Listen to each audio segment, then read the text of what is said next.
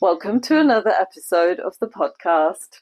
Today I'm joined by Rachael, founder of Fit, Strong and Free Coaching. It was an unexpectedly hot September evening and we took a fairly brisk, healthy stomp from Bowness up to Windermere so Rachael could catch her bus. As we were walking, we talked about Rachael's passion for helping women become fit, strong and finding freedom and their own personal freedom, whatever that might be. Rachael shared how building confidence is central to her work and the importance of enjoying what you do, whether it's exercising or whether it's doing your job. We also explored the barriers holding women back from going to the gym, and she shared her top 3 tips for getting started at the gym.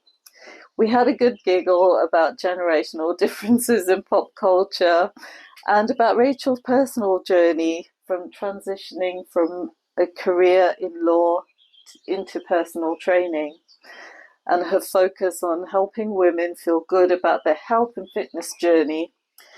It was a chat filled with personal growth and inspiration. So, lace up your boots, grab your sunglasses and your headphones and join us on this beautiful walk to Windermere. Hi Rachael. Hello. How are you? I'm good, thank you. How are you? Yeah, good, thank you. How's your day been? My day has been busy, productive. Yeah. Enjoying the sunshine in September? Yeah, well, it was actually not that sunny earlier, but it's come out quite nice. Yeah, it is. And it's nice to hear the birds. Hence why I have an umbrella. Yeah, I know. I love that. We'll have to get a picture of you with the umbrella and your sunglasses. And you look very British right now. I have like 30 layers on when I arrive. So how's everything going?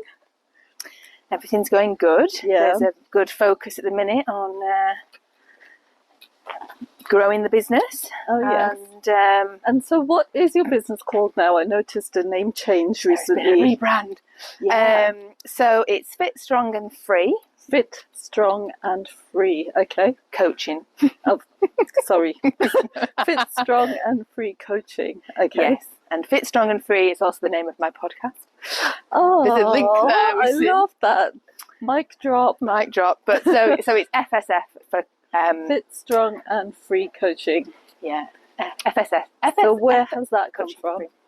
So that I wanted a name that really resonated with my own journey and then the journey of a lot of the people I help.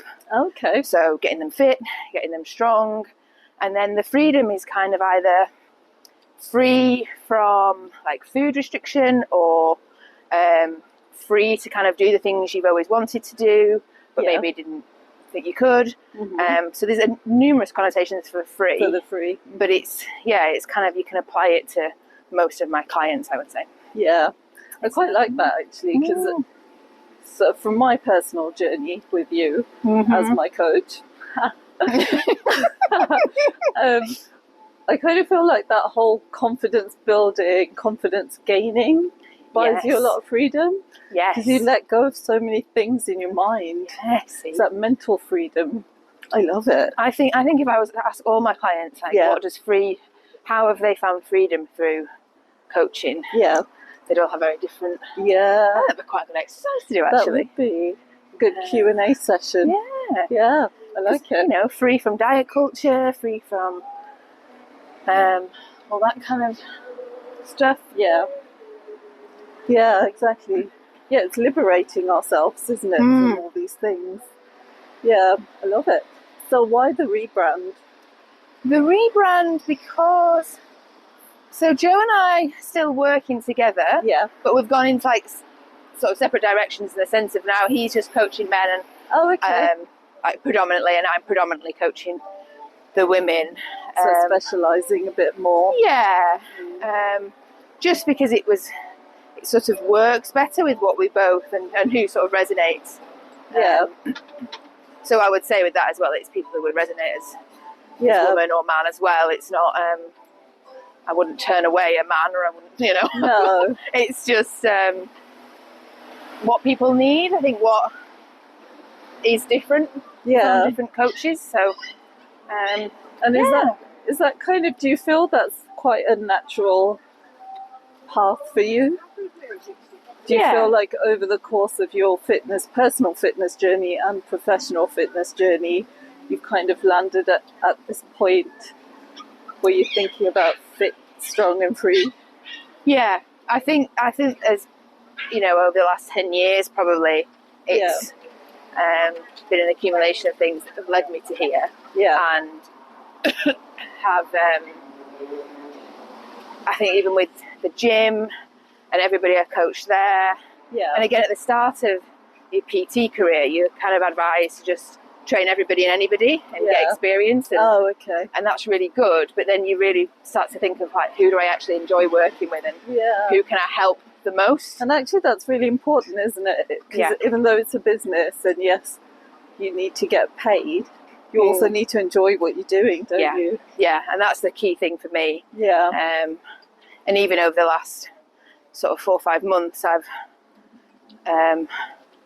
either let clients go or they've chosen to leave that probably weren't really aligned anymore. Yeah. Which is also, and I think everybody, depending where you are in your journey as well, you need things at different times and different people. Yeah. So that's for the free, that, isn't it? Yeah. Set people free. But yeah, so I've really kind of focused on who I want to help, because you can also kind of fall into the trap of everybody's just helping people with weight loss and everybody's helping with, you know, looking a certain way or and then you're just like a carbon copy of everybody else in the industry. Yeah, and also I don't feel like, I mean, I personally probably wouldn't have chosen to work with you if that was the way you were going, because it doesn't resonate with me. Yeah. And I'm not motivated by exercising because it's going to make me look a certain way. Yeah. That's just not enough motivation. It's not the reason I go to the gym. No, exactly. And I think a lot of, even though there's, and you know, I find for a lot of people there's still an element of that. People want to look good or better. Or, it's a good byproduct. Yeah. Yeah. But it shouldn't be the only focus. Yeah.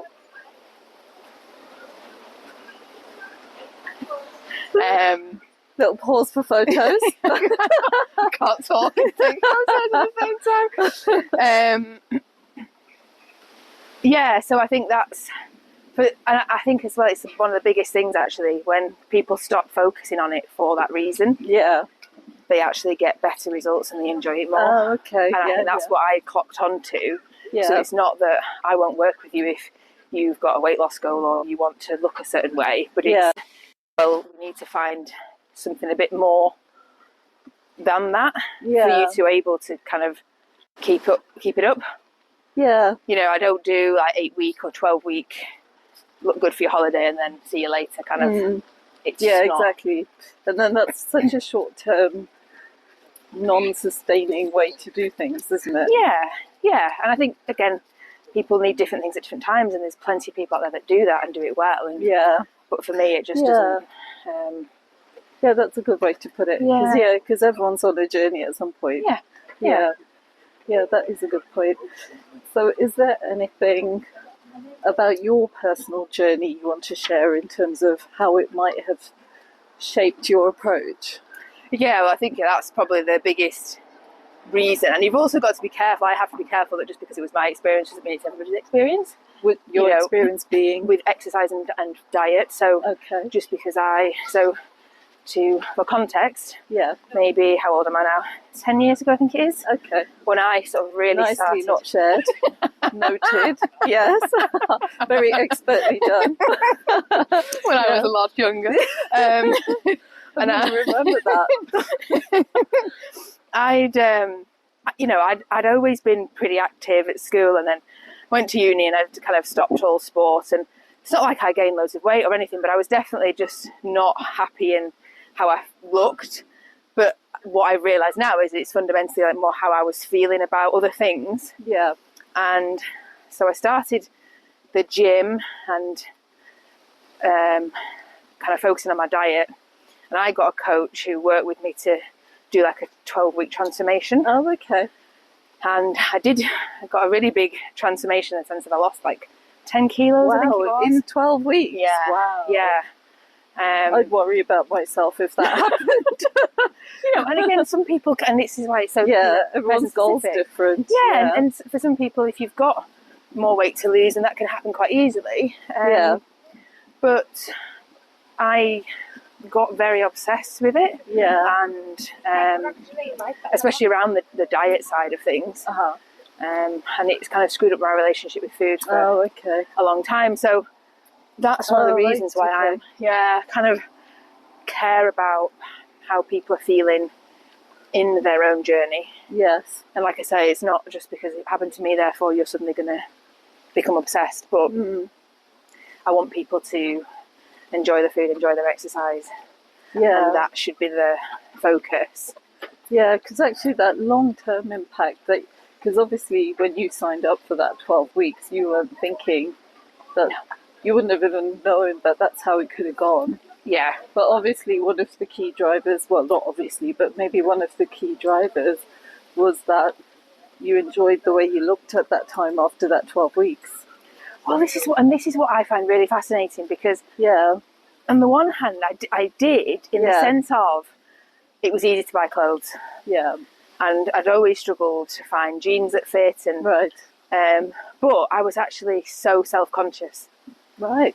So I almost was more self-conscious of how I looked after. Yeah. Really? Yeah.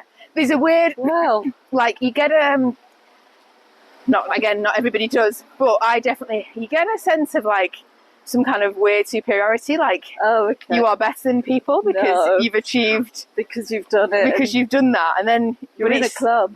Yeah. I kind of get that. And it's all the cliches of don't know days off, and I cringe now, and not that I didn't like outwardly say that, but I had like a certain smugness about what I'd done.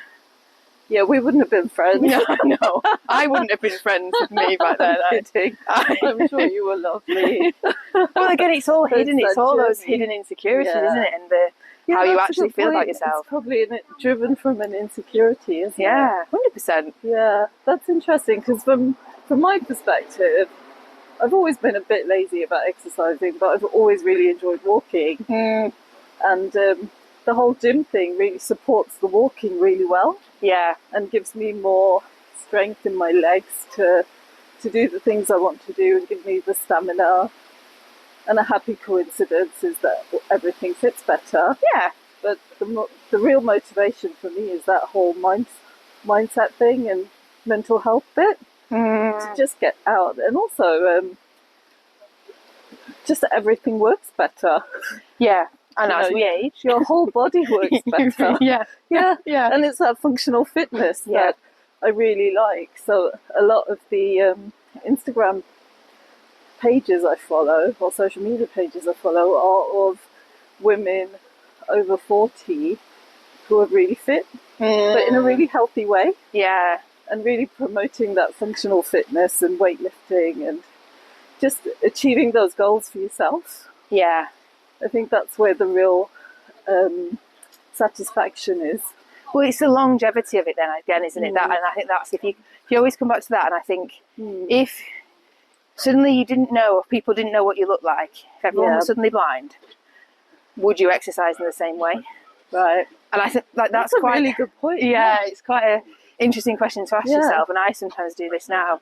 And that's why, if you focus on your performance, if you focus on how you're feeling, and how your body's feeling and moving and all those things, then it's irrelevant. Not irrelevant what you look like, but it has less weight. Yeah, it's really a really interesting point, because we, without even knowing it, we tend to put so much focus on other people and their opinion before we even if you're thinking about doing something, you're kind of considering what if and what will they say and who are they. But that's like one of the biggest things, I think, barriers for women going into a gym, right? Of what people are going to think about them. Yeah.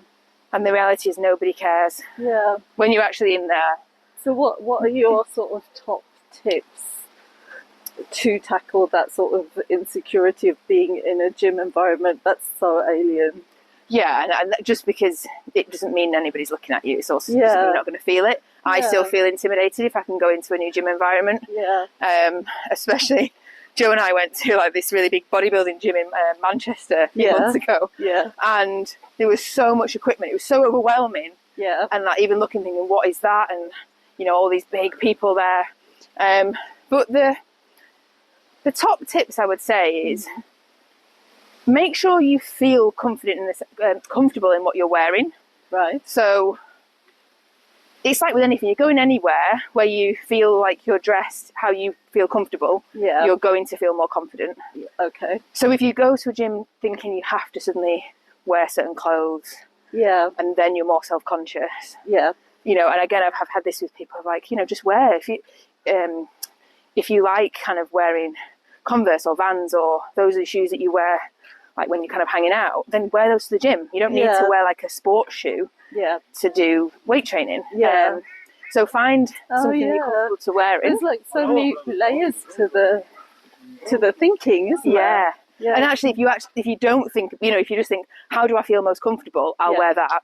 You know, as long as it's something practical in the sense of you can, you know, wearing your jeans. But that's one of the biggest things, because if you feel comfortable in what you're wearing, then you're going to be more comfortable in the environment. Yeah. Have a basic plan of what to do when you're there. So, and you can get, there's so much stuff on the internet, like just a full body workout, whether that's something with a dumbbell only workout or it's, you know, 4 or 5 machines that so you've kind of keep it simple. Keep it simple. Things that you kind of can. And machines are often helpful because generally they're easy to use. There's pictures on, or there's, you know, you can figure out where your body should go, and you can't really hurt yourself the same. Yeah. But be clear on that. Have a plan, something to do, so that you know when you go in, that's what you're doing. Yeah. And even if you're really new to the environment, I will always say go and either sit on a mat and stretch and kind of warm up and suss out the space, or hop on a treadmill or a cross trainer or piece of cardio kit that again is easy to use and you can suss out the space. Oh, that's a good tip. Because then you're not feeling so conspicuous. Yeah, you kind of don't know where to put. Often you walk into like a gym environment, especially if they're really open plan. Yeah, you're like, I don't know where to put myself. Yeah, and that's why generally a lot of women will end up on cardio kit forever. Because it's then comfortable. Yeah, but if you use that to suss out where everybody is, who's using what, where are the machines I want to use, or where are the dumbbells, or and then. So that's point number 2. Yeah. And then number 3 is don't, and this is really hard because it's easy to say, but don't be afraid to ask for help. Whether it's the staff, whether it's people in there. Often if you find the biggest, scariest looking person in the gym, they'll be the most helpful. Right. Because they're there a lot. They're there a lot. Yeah. And generally people are there like that because they've had their own struggles and insecurities, and that's why they're, you know, working out all the time. That's a really good point, because actually from my perspective, when I was a brand new newbie to the gym, I was thinking of it very differently. I was kind of seeing all these big pumped up people thinking, oh my God, don't look at me. And don't talk to me. I'm overwhelmed. I don't know where to look. But I can't make eye contact. And that's the thing, everybody kind of looks away. Everybody, you know, we're so worried about people staring. And actually a bit of eye contact and a smile can really go a long way. Yeah. And I find not in a maniacal way. No. Just telling myself too much eye contact is not good. Yeah, not when you're doing certain exercises. But I do, because I find I can look really focused when I'm training. Oh, okay. And if I see, you know, and obviously I'm not working in a gym anymore, but just where I train, if I see other women that look nervous, or they're kind of a bit like, oh, I don't know what I'm doing, or I don't know where to look, or I make a real conscious effort to smile. Yeah. Because again, it's that like sisterhood. Yeah. Because you know, people are focused, and you should be focused on your training. Yeah. But you can also then look quite intimidated and scary, and smiling. Yeah, because actually that's not the vibe you're trying to give out. You're just focused. Yeah. But someone like me might be like, oh my God. Avoid her. So how did you end up from being a lawyer to being a personal trainer? Talk us through that transition.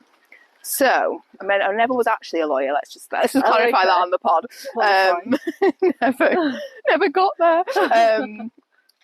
It's really interesting actually because, so I still find the law fascinating. Yeah. And I think all growing up it was like, that's what I want to be. Originally it was I want to be a barrister. I want to work in London. Wow. Yeah, I know. I don't know where it actually came from. Yeah. Like some kind of high achiever. You must have watched Columbo or something. Yeah, Ally McBeal. Legally Blonde. Yeah, okay, there's an age difference. Let's just call that out now. Who is Columbo? He was a detective, wasn't he? He was a detective. The reference was all wrong. Let's move on. And also highlights the generation difference. Yeah, sorry, go on. Yeah, so that was all I was focused on. School, college, university. Mm-hmm.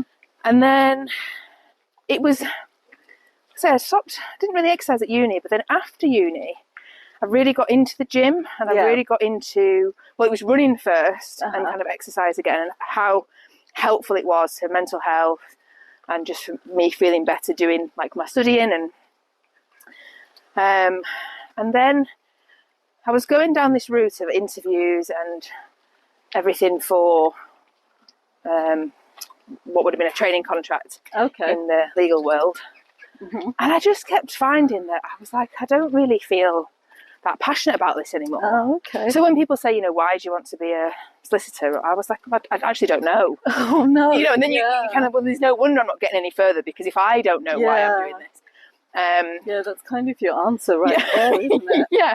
Other than I find it interesting, but, you know, that's not going to... It's not a passion thing. No. What do you think the turning point was on that? Was it the more you got to understand it?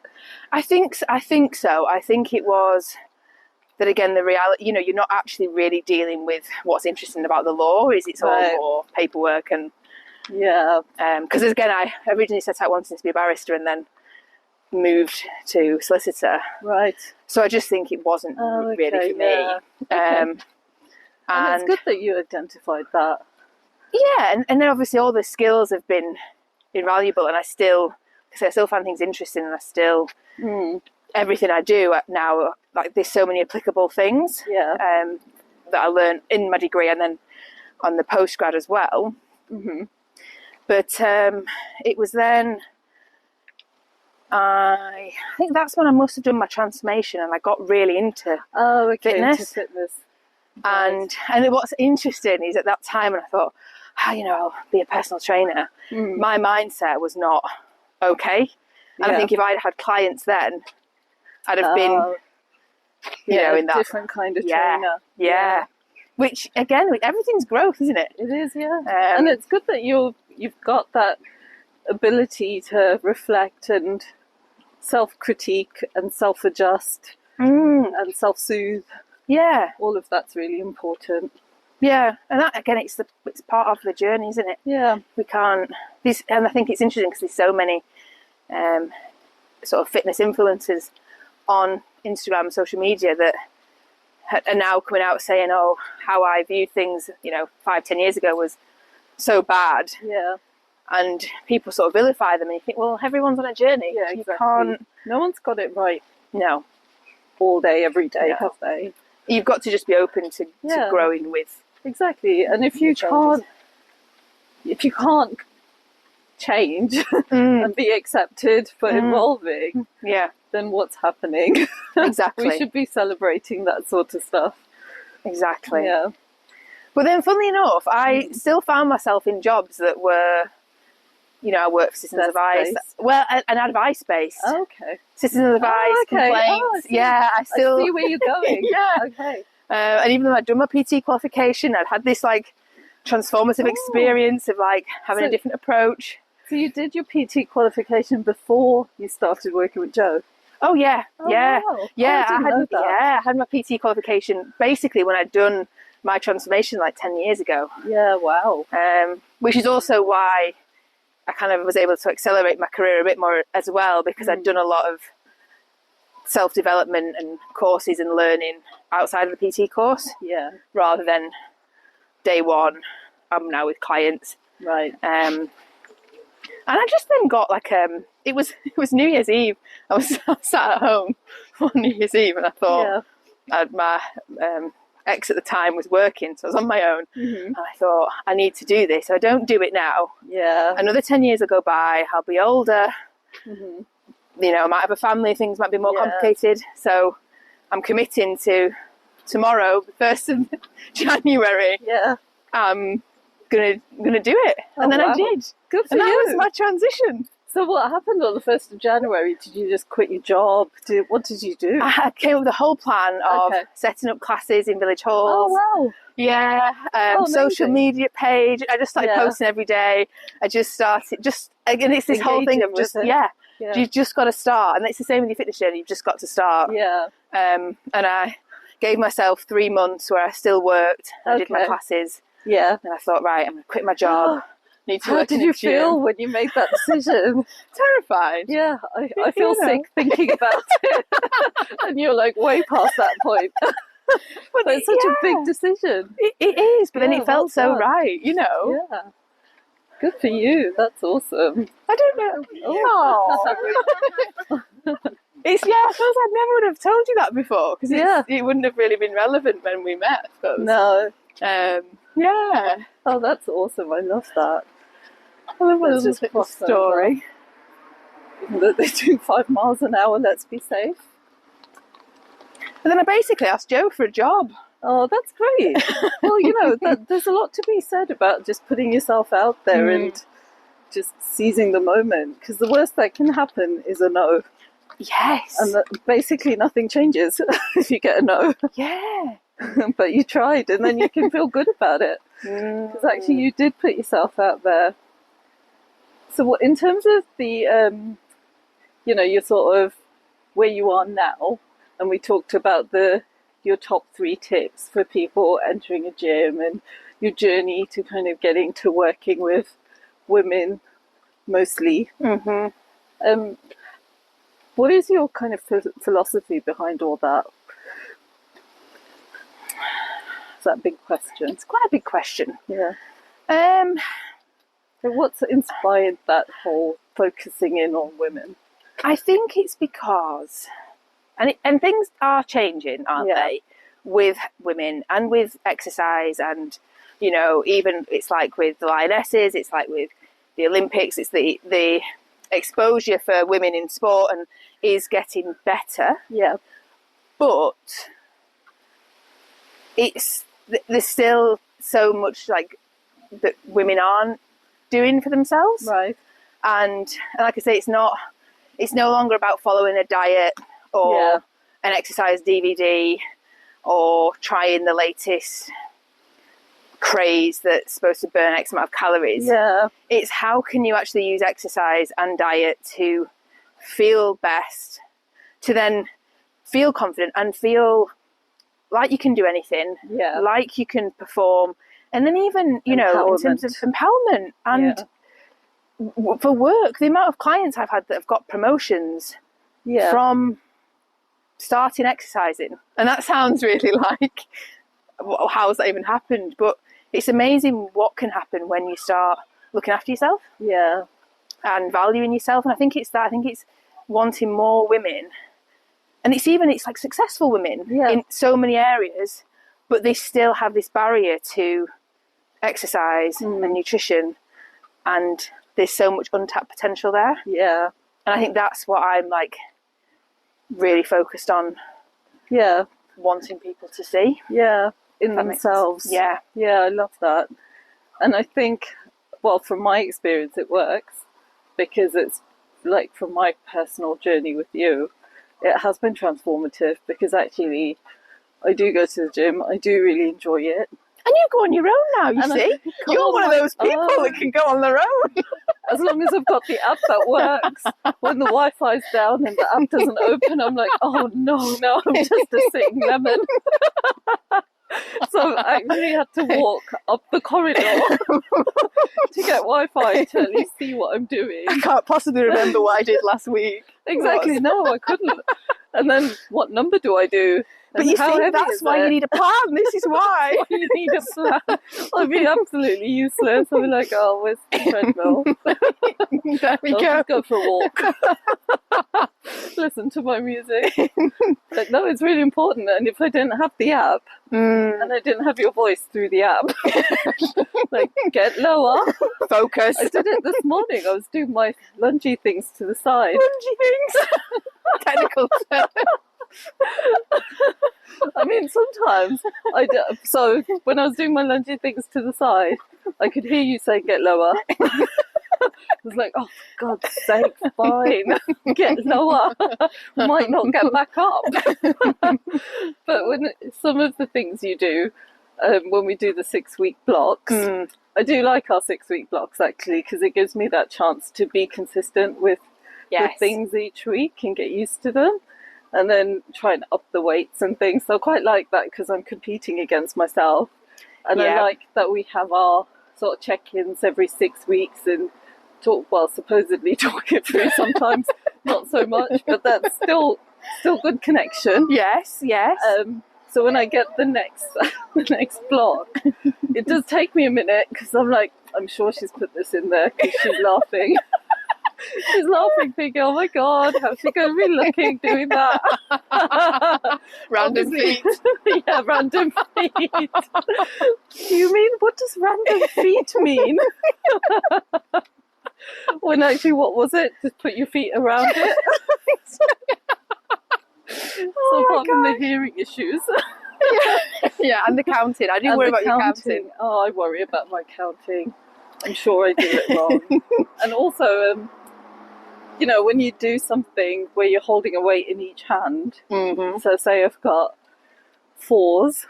Let's say 10s. It sounds better. We'll get 10s. I was thinking lateral raises. Okay, well, so 4's impressive. We go 2s.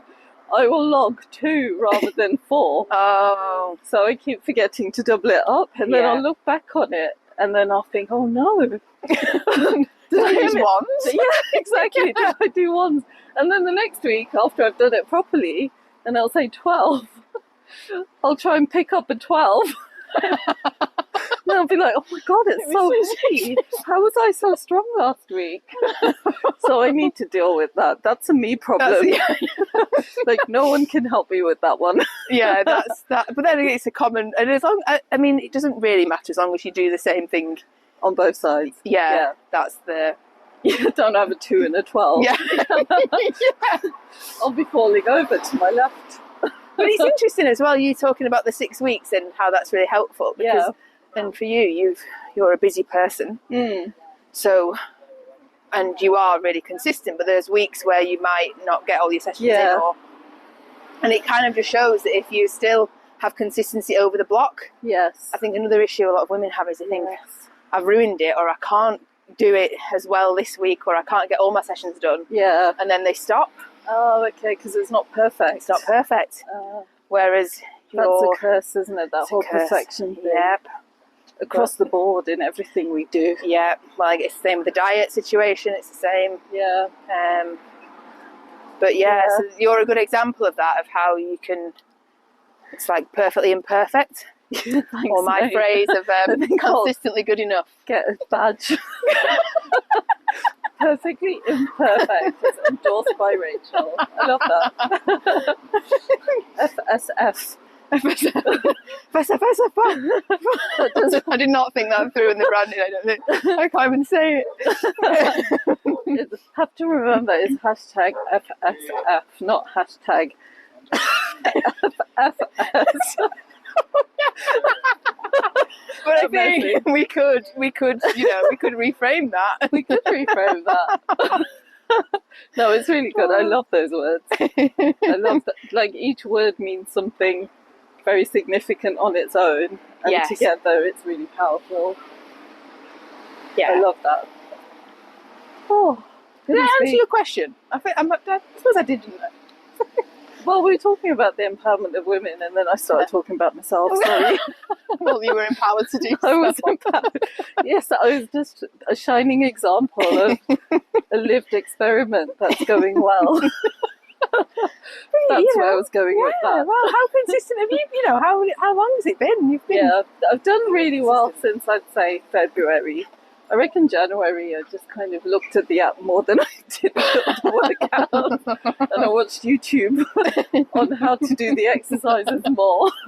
But by February, I think it was picking up. Yes. Getting better. Yeah. And I think it's just, I really enjoy, I like that we've got it to half an hour now. Mm-hmm. Plus cardio. So that if I'm short on time, I can do the half an hour. And then finish work and do cardio. Yes. Which could be outside. So actually I've changed my thinking where it was quite rigid and probably aligned to that whole perfection thing. Mm-hmm. Where I was trying to do it all to the T. Now I'm a bit more relaxed about it and I think, well, if I do the half an hour bit, I can come back to the cardio bit. Or not. Exactly, and half an hour is like perfectly adequate. Yeah. To get results. That's what you need. If you've got a busy life, then again people think that I can't do an hour. Yeah. Actually, you don't need to do an hour. No, the half an hour is perfect, and I get really sweaty, and I feel like I've done something good. It was just really warm in the gym. Let's just move on. So what about the nutritional side to your business? So I would say with this, it's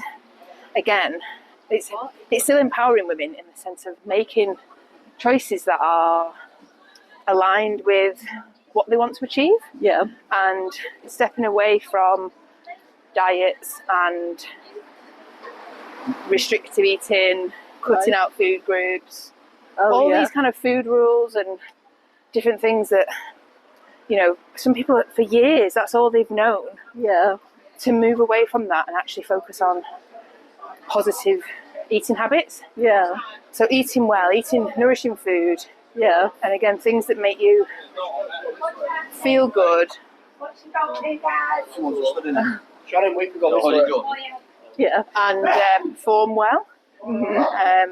And I mean performance even in day-to-day or at work. Yeah. And that's the kind of nutritional focus. Right.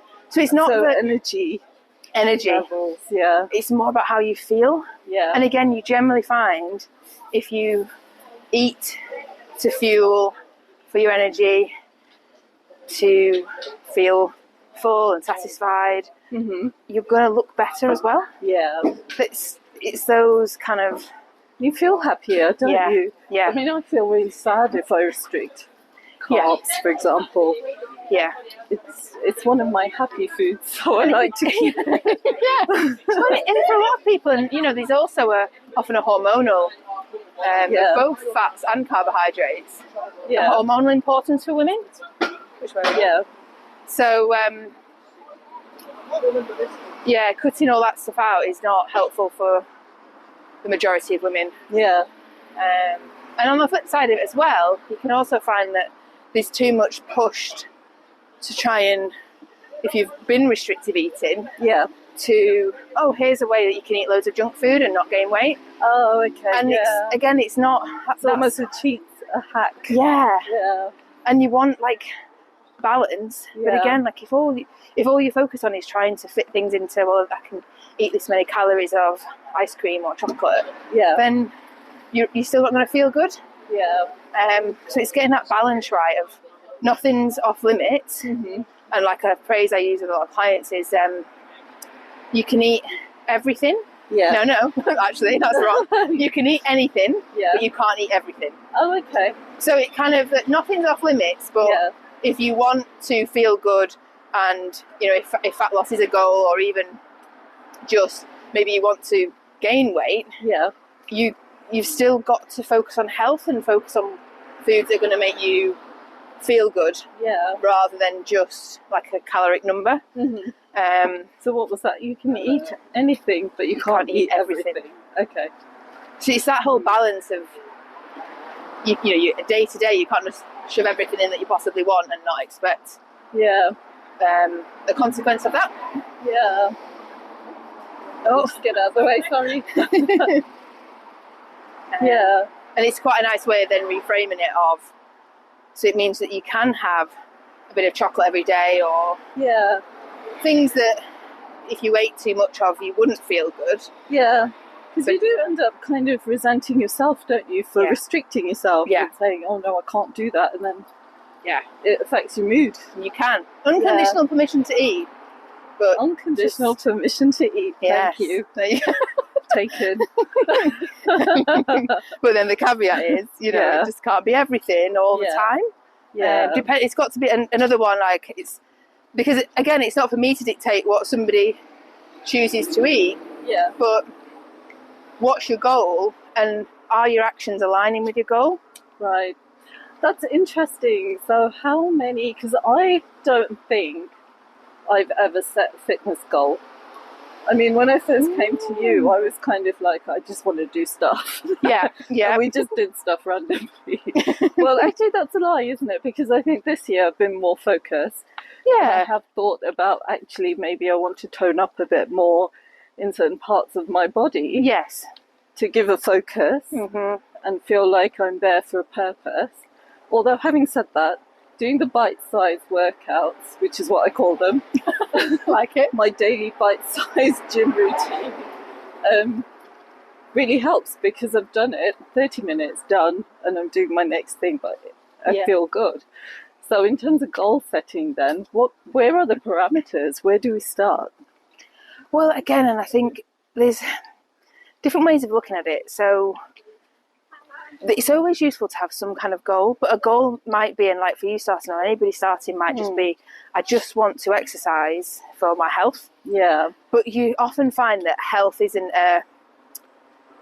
unless something's happened in your life where you then have to really focus on your health, it's not often a big enough pull for people. Okay. But you might be thinking, you know, the goal is I want to do something. Yeah. And it's when you then start that then you think, oh, I want to get better at this, or I say I want this area to feel a bit more toned, or I want to feel stronger, or I want to be able to run around with the kids, or so and then it grows. Evolving, yes, isn't it? Yeah. Because again, one of yours when you started was stronger legs for the because it's a barrow, wasn't it? Yes, that's right. Oh, good memory. Yeah. Oh yeah, I always remember. And it worked. Yeah, it worked. Yeah. But it's often useful to find something, and I think that's why again for a lot of women it's usually aesthetic at the start. Yeah. And I think, and again, not that there's anything wrong with that, like we said at the start, but that might be what you think in your head, and that might get you started. Yeah. But it won't be what keeps you going. Yeah. And so along the journey, you've got to then think, am I enjoying what I'm doing? Yeah. And that's why, again, like weight training, there's so many different ways of doing it, but most women can fall in love with it because you do feel stronger and more empowered and capable, and I can carry the shopping and I can do all these things. It does make a difference. Yeah, it does. Just those little things like carrying the clothes horse in full of clothes. Yeah, you know, it makes a difference. Yeah, so many things that you take for granted at the last second. Yeah. So that's and I'll say to clients sometimes, think of what you're, you know, and it might be that people want to get push-ups or pull-ups or a deeper squat or just, you know, be able to do more body weight. You know, then that's the thing, there's so many goals you can set. Yeah. Or even then it might be out running, or want to start running, I want to do 5k, I want to run a marathon. You know, like there's so many things. Yeah, which in that initial session would have just seemed unfathomable, I'm sure. Yeah. Like, me sitting you down like, do you want to do an ultra marathon? Yeah. Who even am I? Who was that girl? But also, low-key very proud of that girl for stepping in and doing it. Yes, and this is the thing. And that is a key thing to note. And again, I'll say this. I don't think I've ever really said this to you, because I think you kind of embodied it from the get-go anyway. Okay. You just had like a air of how it came across. There's me misjudging it, like no, you secretly needed, but you know, you had so much confidence with things, and that you didn't need the kind of reassurance that some clients do of, look how far you've come. Oh, okay, yeah, no, that wouldn't. necessarily work with me. No. But yes, you read the room really well. you are really good at your job. but honestly, like, joking aside, you really are. Oh, thank you. Because I think you just have this knack of tuning into people's unspoken side, and sort of just understanding that actually we won't even discuss this because it's not worth it. Yeah. It's not going to land. Well, again, and that goes back to who you want to work with and who I enjoy working with. And it's nice to have a mix of clients that... it's kind of that whole marketing thing, isn't it? Yeah. Who's your ideal customer? Mm-hmm. So who is your ideal customer? You! That was the right answer. In all honesty, this is why it's quite nice, because I do have a mix of clients. Yeah. From beginners to people who have been doing stuff for a while that kind of just need a bit of a revamp or with what they're doing. Yeah. But it's people that want to do it.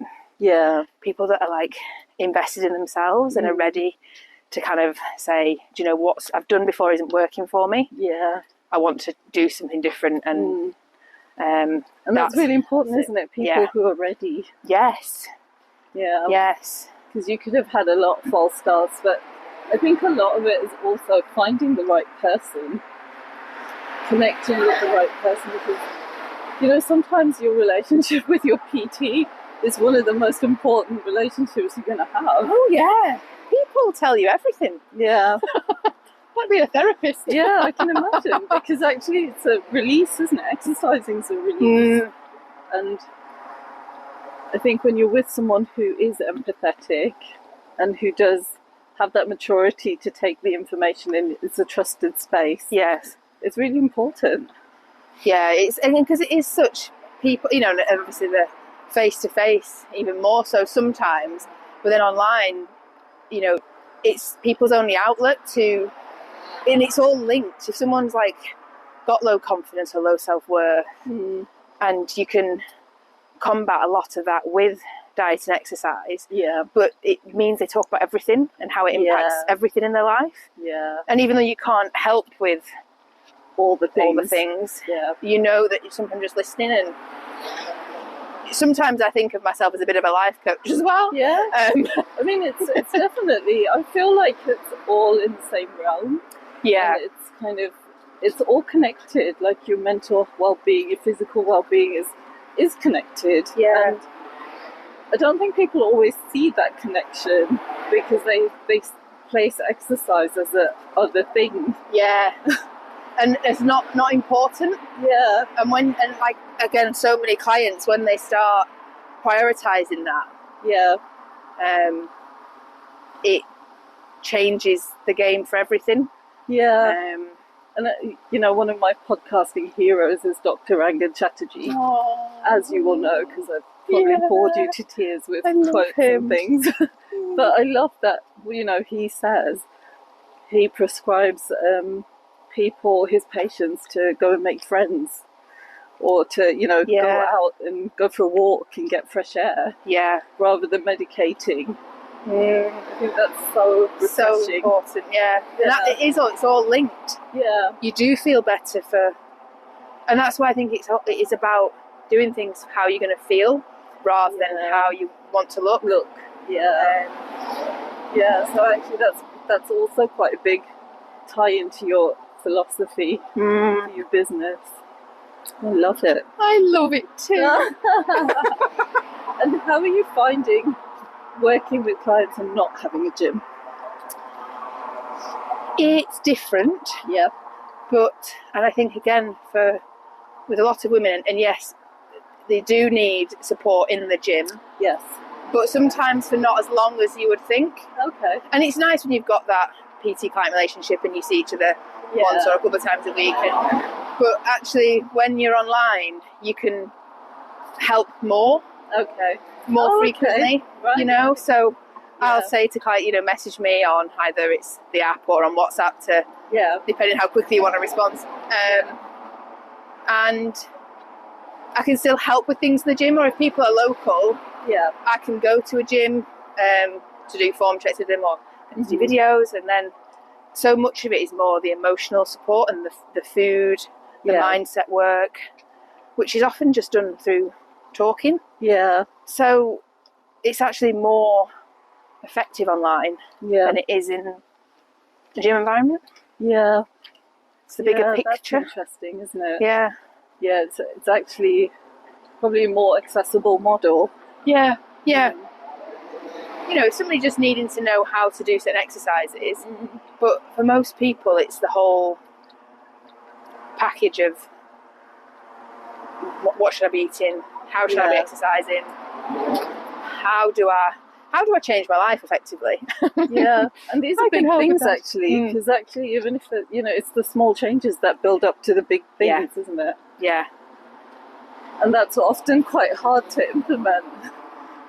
And and actually one of my clients who, it was the December she started working with me, and she was new to it all, and we just did never exercise, never like gym kind of. That's really overwhelming. Yeah, totally.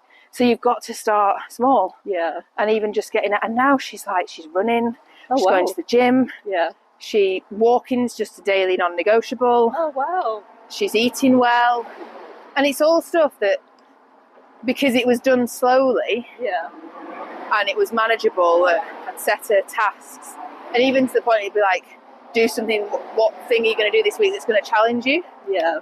Again, just get her thinking outside of a comfort zone, and different person. Yeah.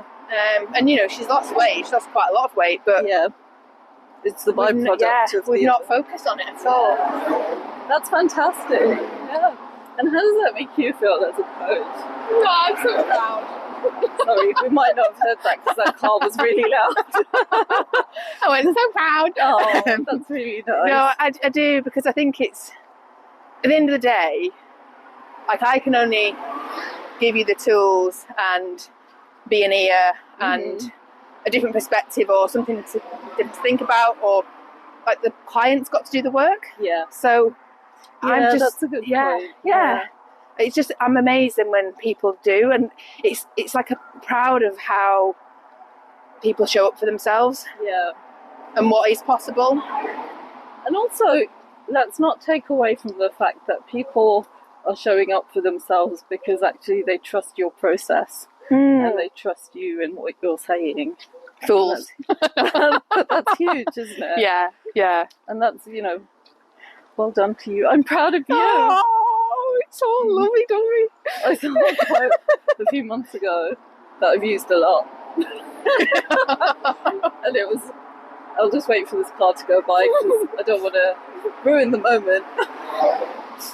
It was, I'm so proud of you that it makes me proud of me. Do you like the way it circles back? Yeah, that's so you, isn't it? I loved it. I was like, that's mine now. But that's so sweet though, isn't it? Yeah, it is. It's true. At the end of the day, I think for me, I've always said, like, it doesn't feel like work. Yeah. When people are wanting to do. Yeah. Wanting to take action and embrace the messy journey of it. So how would you say your sort of style would differ if you were pulling together a training program for a woman versus a man? Like, what are the things you would consider in addition to, say, let's just assume we have a baseline plan that works for a man and a woman. What are the baseline things you would change specifically for a woman? I think, and again, it's a generalisation, this, because everybody's different, but men generally, like, here's your plan, go and do it. Right. And they will often do it. And there can be, like, an external driver for,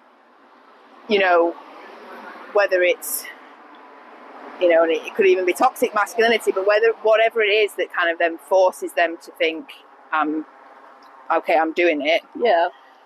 Women don't necessarily have that the same. Right. There needs to be a different reason or a different motivator or more support. Yeah. Different kind of support. Yeah. So that's, and I think that's why I like working with women, because it isn't simple. Right. You've got to think of, there's a lot more at play. even hormonally, Yeah. how you feel throughout the month.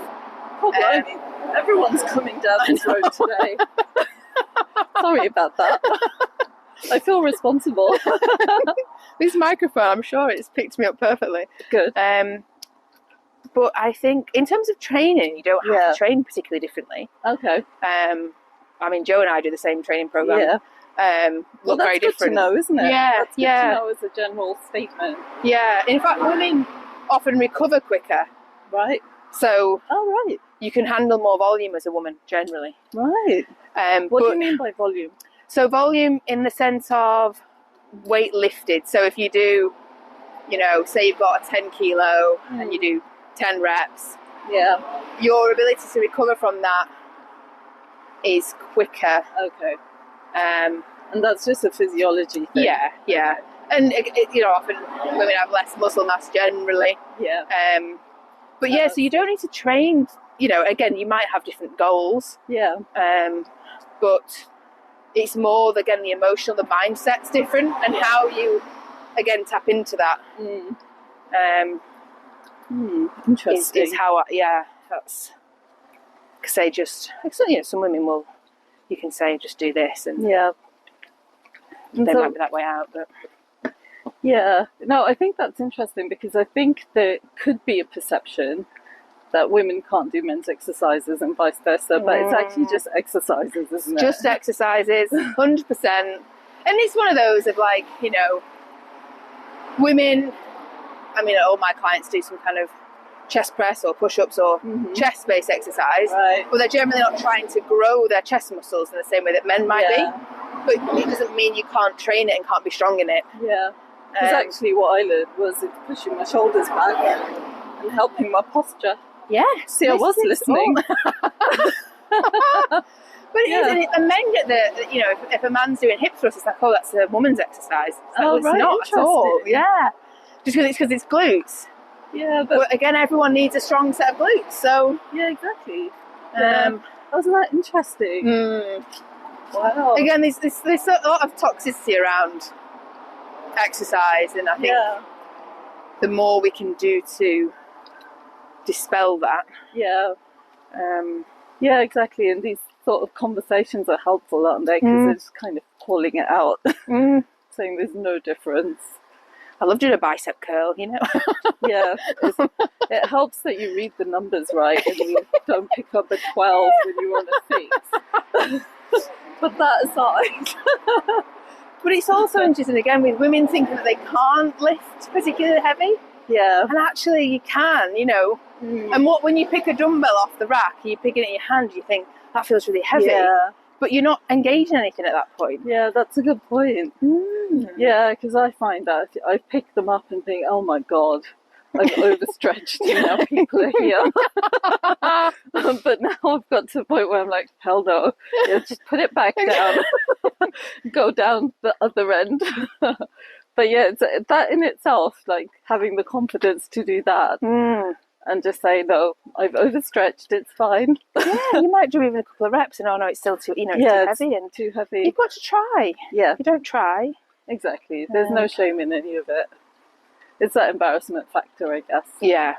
Oh, but the amount of embarrassing things I've done in the gym. Yeah. I'm always tripping up. I've whacked my head on barbells. I set the rack up wrong. Yeah. Yeah. I'm saying, oh God. We won't go there. So we talked about, the fitness industry's kind of trends loosely. We're going up this hill? Yeah, we are going up this hill. Sorry, says the fitness person. Yeah. We can't avoid it, actually. It's all right, I'll just breathe slowly. Yeah, we'll just start walking backwards. Nasal breathing, people, nasal breathing. We should really cross over, yeah. She says not crossing over. Okay, we're safe.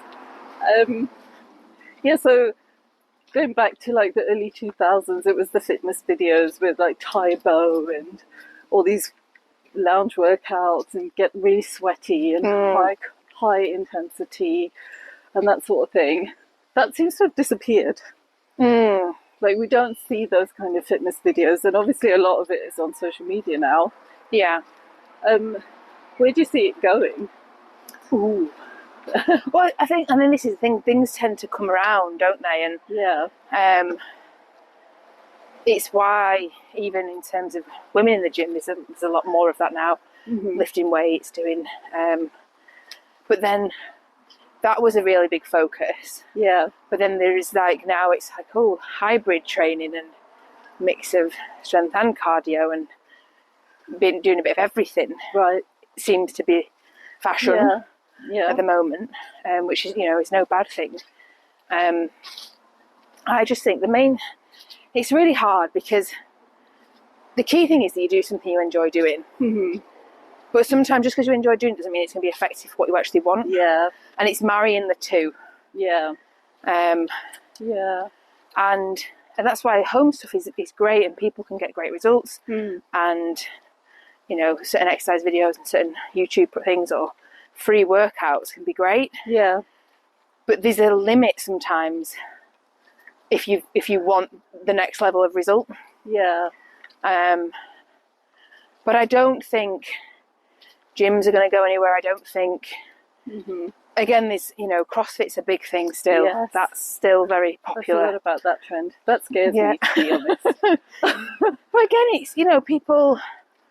It's where you're at, and for so many people, it can be a great workout, and then for other people, it's different flavors for different folks. Isn't it? Yeah. It's you've got to look with exercises the rest of your life, and is it complementing the rest of your life, or are you setting yourself up for injury or too much fatigue? The fatigue factor is something that I've had to work on. In terms of just managing those exercise sessions. Yeah, that's interesting. And again, at different points throughout the year, throughout the month, there's the cycles and the seasons. Yes, exactly. Yeah, exactly that. Yeah, it is. I mean, I'm sure a lot of women will resonate with this whole. Obviously, we have our menstrual cycle, and that does massively impact how well you do.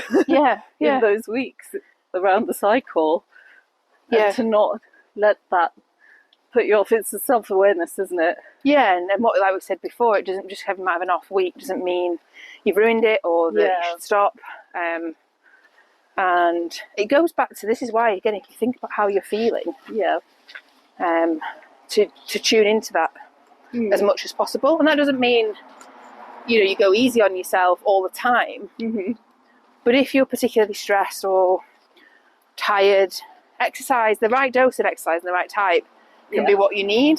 But if you do too much or the wrong thing, you could feel worse. So it's like you say, self-awareness. And managing your own state. And having the confidence to do that. And calling yourself out as well, isn't it? And saying, right, you're just being ridiculous now. Pull yourself together. You messaged me today. I'm eating cake in bed. On bed. In the hotel. And I had these big plans of going to the gym, and instead I had this massive dinner, and it was Turkish, and it was delicious. Oh, amazing. And then I just sat on this bed and ate cake because I was like too full to move. So obviously I had to eat more. Obviously. But since then, you've been out walking, you've been to the gym, and it's that, Yeah, it's just that one day. And I thought, well, and I slept for 10 hours that night. Oh, see, and it needed it. Needed a carb coma. I did. It was a carb coma. It was glorious. But that's the difference again of, people will use excuses and I'll not go, or I'll go tomorrow, and then tomorrow comes, they don't go. And that's where you've got to call yourself out of, actually, again, are your actions aligned with what you're wanting? And I think I try and it's a fine line between being kind of compassionate to people and then saying, actually, you're bullshitting everybody, stop it. Go to the gym. Eat a salad. Exactly. I think it's that balance, isn't it? Like, just be kinder to yourself. Allow yourself to go to the gym. Then you won't have to be annoyed at yourself for not going. And then you break that cycle in your own self. Yeah, don't expect too much of yourself sometimes. Yeah. If you've, again, people find if they've been on holiday, then they need to get back to the gym, and then they expect what they were doing before they went away for 2 weeks. Yeah. Well, just go and expect less of yourself, but just get into the routine. Just go. Yeah. It's breaking that. And routine forming takes a few weeks, doesn't it? Yeah. So even if you're just going and having a walk on a treadmill, the main thing is you're going. You're in the door. Yeah. Yeah, definitely. It's so interesting. So to wrap things up, Rachel, because I'm very conscious, I inadvertently engineered that whole section uphill for you to talk. I'm very sorry. I think I did very well. You can breathe for a while. But just to wrap things up, what can people start doing today to make themselves feel more confident and to like kickstart or embark? Not kickstart, I think that's the wrong word. I think to ease themselves into their fitness journey. Set some very minimal, non-negotiable things that you're going to do. Okay. So that might be, and you've got to use where you're currently at. So say you're not doing anything, you're not even really going out walking, or you're quite sedentary at work and you don't do any exercise and your diet's a bit of a mess, then the bar's really low. So something will help. So it might be, right, I'm going to go out walking for 10 minutes 3 times a week. And then when you've done that for a week, you then build on it. Right. So rather than... So we're just doing the one thing. We're not thinking about food. We're not thinking about anything else. I mean, again, person specific. If you feel like, I want one for my exercise and one for my diet. So it might then be, okay, just go to eating 3 meals a day. So it doesn't even need to look at the quality of it, but try and be consistent with 3 meals. Yeah. Because again, a lot of people will be all over the place with their diet. Yeah. And then they think they have to overhaul everything. Well, no, let's just go for 3 to 4 meals. Yeah. Or it might be at every meal, make sure you've got 2 vegetables. Okay. So again, depending on where your starting point is. Yeah. But the key thing is you don't give yourself too much to do from the start, so that you, after week 1, you're like, do you know what, I did it? Yeah. Because one of the key things for building confidence in anything, but specifically that diet and exercise and making a change is proving to yourself that you can do the thing you said you're going to do. Yeah. So if you're constantly not achieving the thing you're setting out to, you're just going to feel worse. Yeah. And I kind of feel like, as you're saying that, I was thinking, actually, that applies to everything we do. Because that is a mindset thing that we need to break in ourselves and catch ourselves when we do it in other areas of our lives. Yeah. And that's the thing is you then start to see how it can apply to other things. Yeah. But that's one of the, I'll often say with people, it's look at, whether it's fruit and vegetables, how much water you're drinking, getting outside, before you even think about like specific exercise. Yeah. Once you start doing those things, you build in those habits and you'll start to feel better. Building the foundations. Yeah. Yeah, I like that. Yeah. Excellent advice. I should think about starting that. I'm kidding. I'm kidding. But I think that's really good advice. Yeah. Because it's not overwhelming and it feels really achievable. Yeah. And it might be, if someone's, well, I walk a couple of times a week, but it might be, okay, well, can you do a bodyweight workout that's 20 minutes long at home twice a week, or go into the gym and do that? Yeah. Can you do something that you're not currently doing just a couple of times? And it's the key thing is that you want more than once, but not too much, and you don't want the length of time to be too long when you're starting out, because it just feels overwhelming. Yeah. Yeah, because I think, there is this preconceived notion that if you're going to do it, you do guns blazing, spend 3 hours at the gym every Sunday, come back and you're meant to be knackered and do nothing else because you've done the thing. It's breaking those sort of stories we tell ourselves. Yeah, when you go to shops and you chuck out all your junk food and you buy all this stuff, and then 2 days in, you're like, I just want a burger. Yeah. a chocolate bar and you Because sack we it all off. went Yeah. That's me all the time.